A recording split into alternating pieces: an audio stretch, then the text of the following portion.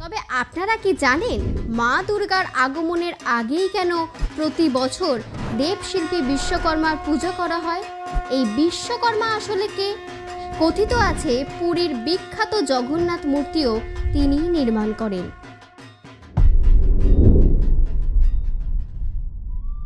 রথ টানলেই পুজো শুরু, আর বিশ্বকর্মা পুজো হলো দুর্গাপুজোর ফাইনাল অ্যালার্ম কল। অর্থাৎ যা যা বাকি আছে সব কিছুতে আরেকবার ফাইনাল চোখ বুলিয়ে নাও, পুজোর ঘন্টা বাজলো বলে। তবে আপনারা কি জানেন মা দুর্গার আগমনের আগেই কেন প্রতি বছর দেবশিল্পী বিশ্বকর্মার পুজো করা হয়? ঋগ্বেদ অনুযায়ী তিনি পরম সত্যের প্রতিরূপ এবং সৃষ্টি শক্তির দেবতা। তাকে সময়ের সূত্রপাতের প্রাক অবস্থা থেকে অস্তিত্বমান স্থপতি তথা ব্রহ্মাণ্ডের দিব্য স্রষ্টা বলে উল্লেখ করা হয়েছে। রামায়ণে একাধিকবার বিশ্বকর্মার উল্লেখ পাওয়া যায়। আদিকাণ্ডে উল্লেখিত রয়েছে বিশ্বকর্মা দুটি ধনুক নির্মাণ করেছিলেন। তিনি তার মধ্যে একটি ত্রিপুরাসুর বধের জন্য শিবকে এবং অপরটি বিষ্ণুকে প্রদান করেন। এই বিশ্বকর্মা পুজোর সঙ্গে দুর্গাপুজোর একটা সংযোগ রয়েছে। বৃহৎ দেবতা গ্রন্থ অনুসারে বিশ্বকর্মা হলেন বর্ষাকালীন সূর্য। গ্রীষ্মকালের শেষ হয়েছে, মাটি শুষ্ক রুক্ষ, বর্ষার জল ব্যতি রেখে শস্য উৎপাদন সম্ভব নয়। যিনি বিশ্বের কর্ম বা কৃষিকর্ম সৃষ্টি করেন, সূচনা করেন, তিনি বিশ্বকর্মা। ধরিত্রী শস্য শ্যামলা না হলে দেবী মহাশক্তির আবির্ভাব হবে কি করে? বলা ভালো, দেবী আসার আগেই তিনি ধরিত্রীকে সাজিয়ে তোলেন। এই বিশ্বকর্মা আসলে কে? মণ্ডন সূত্রধারে বিশ্বকর্মা রূপ বর্ণনা যা পাওয়া যায় তা এক প্রকার এরূপ।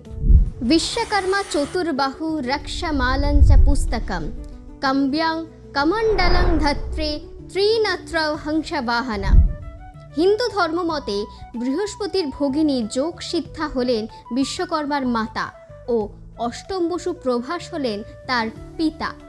কথিত আছে বিশ্বকর্মা হলেন স্বর্গলোকের সর্বশ্রেষ্ঠ স্থপতি ও ভাস্কর, কারিগরি ও নির্মাণ শিল্পের পুরোধা বলা যেতে পারে। পুরাণ মতে আবার বলা হয় ব্রহ্মার নাভিকুল থেকে জন্ম নিয়েছিলেন বিশ্বকর্মা, অর্থাৎ ইনি চতুর্ভুজ। বিশ্বকর্মার হাতে যথাক্রমে পুস্তক, অক্ষমালা, শঙ্খ এবং কমণ্ডলু শোভা পাচ্ছে।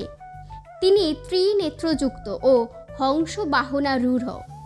এক অন্য বিবরণে বিশ্বকর্মার মস্তকে মুকুট আছে, কিন্তু তিনি বর্তমানে বহু ক্ষেত্রেই শাস্ত্ররূপ অনুসরণ না করেই বিশ্বকর্মার হাতে হাতুড়ি, বিভিন্ন যন্ত্র, কাস্তে প্রভৃতি দিয়ে তাকে গজপৃষ্ঠে আরোহণ করানো হচ্ছে।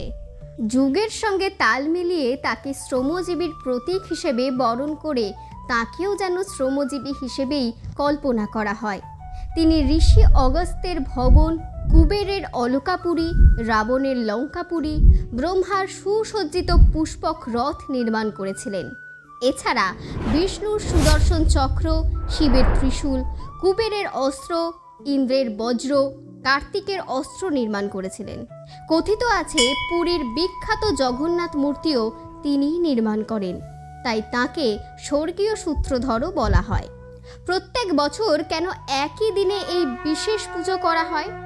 সাধারণত 17ই সেপ্টেম্বর পালিত হয় বিশ্বকর্মা পুজো। সমস্ত পুজোর আগেই পঞ্জিকা মিলিয়ে দিন তারিখ নির্ধারিত করা হয়, কিন্তু বিশ্বকর্মা পুজোয় মাস বা তারিখের কোনো হেরফের সচরাচর চোখে পড়ে না। স্বাভাবিকভাবেই আমাদের মনে প্রশ্ন আসে, কেন প্রতি বছর 17ই সেপ্টেম্বরে বিশ্বকর্মা পুজো পালিত হয়? হিন্দু ধর্মে সমস্ত দেব বা দেবীদের পুজোর তিথি স্থির করা হয় চন্দ্রের গতির ভিত্তিতে, কিন্তু বিশ্বকর্মা পুজোর তিথি নির্ভর করে সূর্যের গতি প্রকৃতির ওপর। সূর্য সিংহ রাশি থেকে কন্যায় গমন করলে উত্তরায়ণের সূচনা হয়। আবার সূর্যের কন্যা রাশিতে গমনকে কন্যা সংক্রান্তি বলা হয়। প্রচলিত ধারণা অনুযায়ী কন্যা সংক্রান্তির দিনেই জন্ম হয়েছিল দেবশিল্পী বিশ্বকর্মার। ভাদ্র মাসের শেষ তারিখে বিশ্বকর্মা পুজোর দিন নির্ধারিত হয়।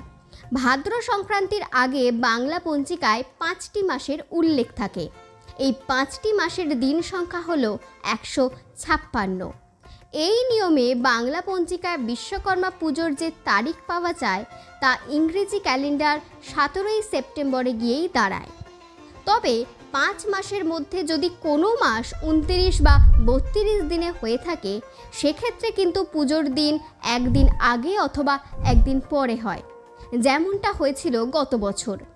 আবার এই পুজোর সঙ্গে জড়িয়ে আছে এমন কিছু ব্যাপার যা পুজোর অঙ্গ নয়, যেমনটা হলো অরন্ধন। যৌথ পরিবারে রান্না পুজোর নিয়মকানুন এখন নস্টালজিয়াতেই বসত করে বটে, কারণ এখন নিউক্লিয়ার যুগ মশাই। সে যাই হোক, তাই অরন্ধন বা রান্না পুজোটা কি জানেন কি? এই বিশ্বকর্মা পুজোর দিনে কেন হয় অরন্ধন? নিয়ম করে বাংলার ঘরে ঘরে এখনও সেই প্রাচীন রীতি পালন করা হয়।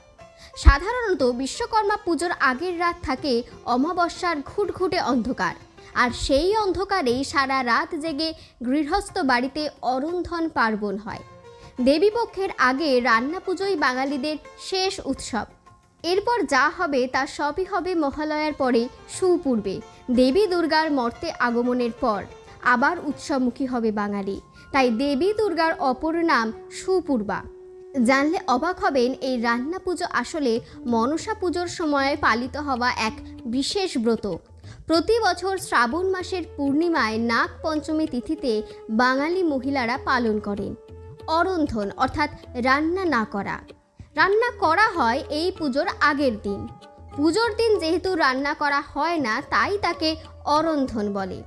এক কথায় বলতে গেলে ভাদ্র মাসে রান্না করে আশ্বিনে তা খাওয়া হয়। অবাক হলেন তাই তো? না না, অবাক হওয়ার কিছু নেই, পুরোটাই একটা সময়ের হিসেব।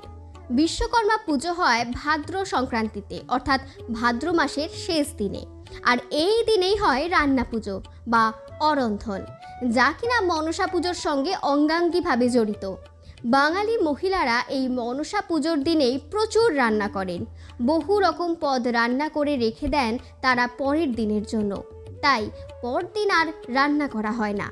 মজাটা হলো এখানেই, মনসা পুজো এবং একই সঙ্গে বিশ্বকর্মা পুজোর দিন রান্না করা হয় যখন, সেটা ভাদ্র মাসের শেষ দিন, বলা ভালো ভাদ্র সংক্রান্তি, আর সেই রান্না খাওয়া হয় পরের দিন, অর্থাৎ আশ্বিন মাসের প্রথম দিনে।